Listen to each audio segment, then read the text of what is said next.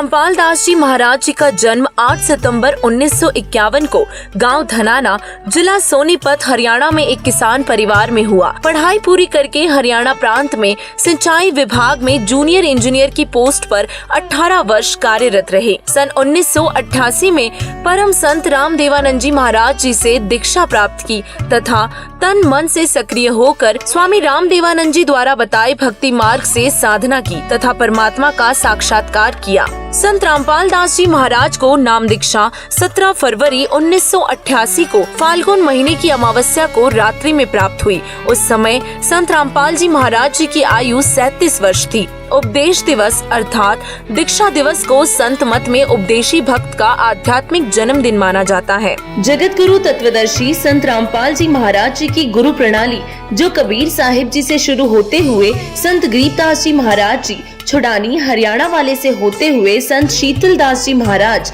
गांव बरहाना, जिला झज्जर, हरियाणा, संत ध्यान दास जी महाराज, संत रामदास जी महाराज, संत ब्रह्मानंद जी महाराज गांव करौथा, जिला रोहतक, हरियाणा, संत जुगदानंद जी महाराज, संत गंगेश्वर नंद जी महाराज गांव वाजीदपुर, दिल्ली, संत चिदानंद जी महाराज जी गांव गोपालपुर, सोनीपत, हरियाणा, स्वामी रामदेवानंद जी महाराज तलवंडी भाई, फिरोजपुर, पंजाब तक एक ऐसी महान गुरु प्रणाली में दीक्षित संत है जगत गुरु तत्वदर्शी संत रामपाल जी महाराज जी, जो आज पूरे भक्त समाज को शास्त्र अनुकूल ज्ञान देकर मोक्ष प्रदान कर रहे हैं। उपरोक्त विवरण श्री नॉस्ट्राडामस जी की उस भविष्यवाणी से पूर्ण मेल खाता है जो पृष्ठ संख्या 44 और 45 पर लिखी है। जिस समय उस तत्वदृष्टा सायरन का आध्यात्मिक जन्म होगा, उस दिन अंधेरी अमावस्या होगी। उस समय उस विश्व नेता की आयु 16, 20, 25 वर्ष नहीं होगी। वह तरुण नहीं होगा बल्कि वह प्रौढ़ होगा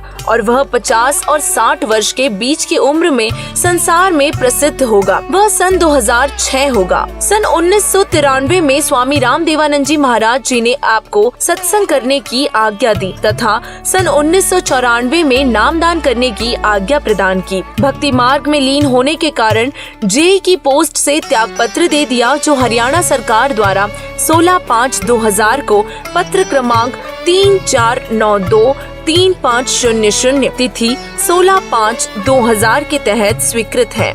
सन 1994 से सन 1998 तक संत रामपाल जी महाराज ने घर घर, गांव-गांव, नगर-नगर में जाकर सत्संग किया।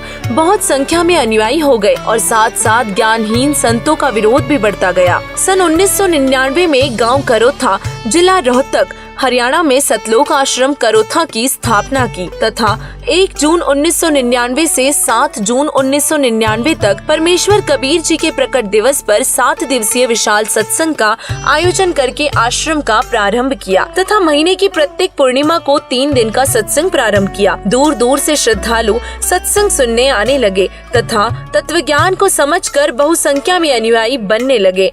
चंद दिनों में संत रामपाल जी महाराज जी के अनुयायियों की संख्या लाखों में पहुंच गई और जिन ज्ञानहीन संतों व ऋषियों के अनुयायी संत रामपाल जी महाराज जी के पास आने लगे तथा अनुयायी बनने लगे, फिर उन अज्ञानी आचार्यों तथा संतों से प्रश्न करने लगे कि आप सर्व ज्ञान अपने सदग्रंथों के विपरीत बता रहे हो।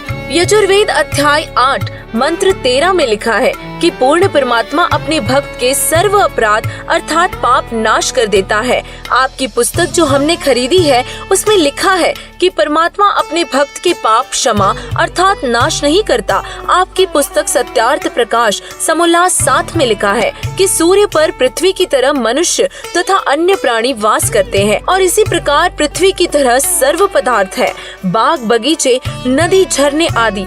क्या ये संभव है? पवित्र यजुर्वेद अध्याय 5 मंत्र 1 में लिखा है कि परमात्मा सह शरीर है। विष्णुवेद त्वा सोमस्य तनुरसी, इस मंत्र में 2 बार गवाही दी है कि परमेश्वर सह शरीर है। उस अमर पुरुष परमात्मा का सर्व के पालन करने के लिए शरीर है, अर्थात परमात्मा जब अपने भक्तों को तत्व ज्ञान समझाने के लिए कुछ समय अतिथि रूप में संसार में आता है तो वो अपने वास्तविक तेजोमय शरीर पर हल्के तेज पुंज का शरीर ओढ़ कर आता है और इसीलिए उपरोक्त मंत्र में 2 बार प्रमाण दिया है और इस तरह के तर्क से निरुत्तर होकर अपने अज्ञान का पर्दाफाश होने के भय से उन अज्ञानी संतों, महंतों व आचार्यों ने सतलोक आश्रम करोथा के आसपास के गाँवों में संत रामपाल जी महाराज को बदनाम करने के लिए दुष्प्रचार करना प्रारंभ कर दिया तथा 12/7/2006 को संत रामपाल जी महाराज जी को जान से मारने तथा आश्रम को नष्ट करने के लिए आप तथा अपने अनुयायियों से सतलोक आश्रम पर आक्रमण करवाया। पुलिस ने रोकने की कोशिश की,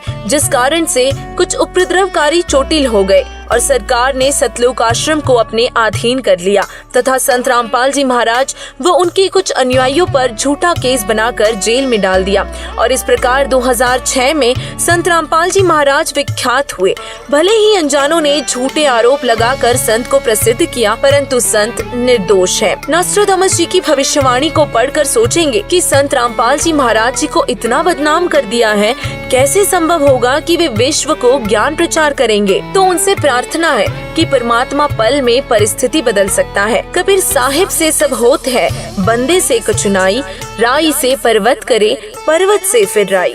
परमेश्वर कबीर जी ने अपने बच्चों के उद्धार के लिए शीघ्र ही समाज को तत्वज्ञान द्वारा वास्तविकता से परिचित करवाएंगे। फिर पूरा विश्व संत रामपाल जी महाराज जी के ज्ञान का लोहा मानेगा। संत रामपाल जी महाराज जी ने सन 2003 से अखबारों व टीवी चैनलों के माध्यम से सद्ज्ञान का प्रचार कर अन्य धर्म गुरुओं से कह रहे हैं कि आपका ज्ञान शास्त्र विरुद्ध, अर्थात आप भक्त समाज को शास्त्र रहित पूजा करवा रहे हैं और दोषी बन रहे हैं। यदि मैं गलत कह रहा हूँ तो इसका जवाब दो। आज तक किसी भी संत ने जवाब देने की हिम्मत नहीं की। संत रामपाल जी महाराज जी को ईसवी संवत सन 2001 में अक्टूबर महीने में प्रथम बृहस्पतिवार को अचानक प्रेरणा हुई कि सर्व धर्म के सदग्रंथों को गहराई से अध्ययन कर और इस आधार पर सर्वप्रथम श्रीमद् भगवत गीता जी का अध्ययन किया तथा पुस्तक गहरी नजर गीता में की रचना की और उसी आधार पर सर्वप्रथम राजस्थान प्रांत के जोधपुर शहर में मार्च 2002 में सत्संग प्रारंभ किया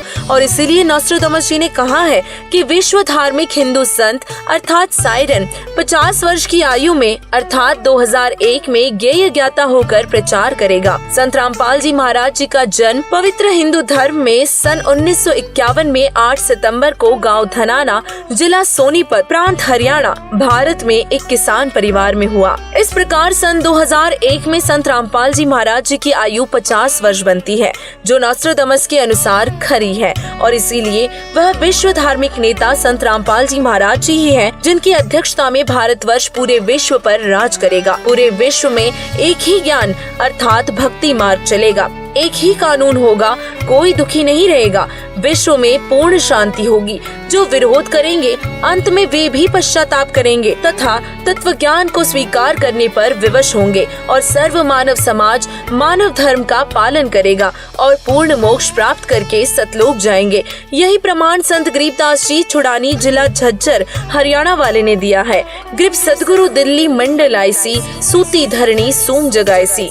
परमात्मा की भक्ति बिना कंजूस हो गए व्यक्तियों को जगाएगा। गांव धनाना, जिला सोनीपत, पहले दिल्ली शासित क्षेत्र में पड़ता था और इसीलिए संत गरीबदास जी महाराज जी ने कहा है कि सदगुरु अर्थात वास्तविक ज्ञान जानने वाला संत अर्थात तत्वदृष्टा संत दिल्ली मंडल में आएगा।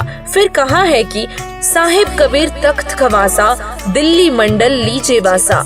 भावार्थ है कि परमेश्वर कबीर बंदी छोड़ के तख्त अर्थात दरबार का खवास, नौकर अर्थात परमेश्वर का नुमाइंदा प्रतिनिधि दिल्ली मंडल में वास करेगा अर्थात वहाँ उत्पन्न होगा। प्रथम अपने हिंदू बंधुओं को तत्व ज्ञान से परिचित करवाएगा और बुद्धिमान हिंदू ऐसे जागेंगे जैसे कोई हड़बड़ा कर जागता है, अर्थात उस संत के द्वारा बताए तत्व ज्ञान को समझकर अविलंब उनकी शरण ग्रहण करेंगे। फिर पूरा विश्व उसी तत्वदर्शी हिंदू संत के ज्ञान को स्वीकार करेगा और यह भविष्यवाणी श्री नॉस्ट्राडामस जी ने भी की है। नॉस्ट्राडामस जी ने यह भी लिखा है कि मुझे दुख इस बात का है कि उसे परिचित न होने के कारण मेरा साइरन अर्थात तत्वदृष्टा संत उपेक्षा का पात्र बना है। हे बुद्धिमान मानव, उसकी उपेक्षा न करो। वह तो सिंहासनस्थ करके अर्थात आसन पर बिठाकर आराध्य देव, इष्ट देव रूप में पूजा करने योग्य है। वह हिंदू धार्मिक संत साइरन आदि पुरुष पूर्ण परमात्मा का अनुयायी, जगत का तारनहार है। परमेश्वर कबीर जी बंदी छोड़ ने कहा है कि आछे दिन पाछे गए,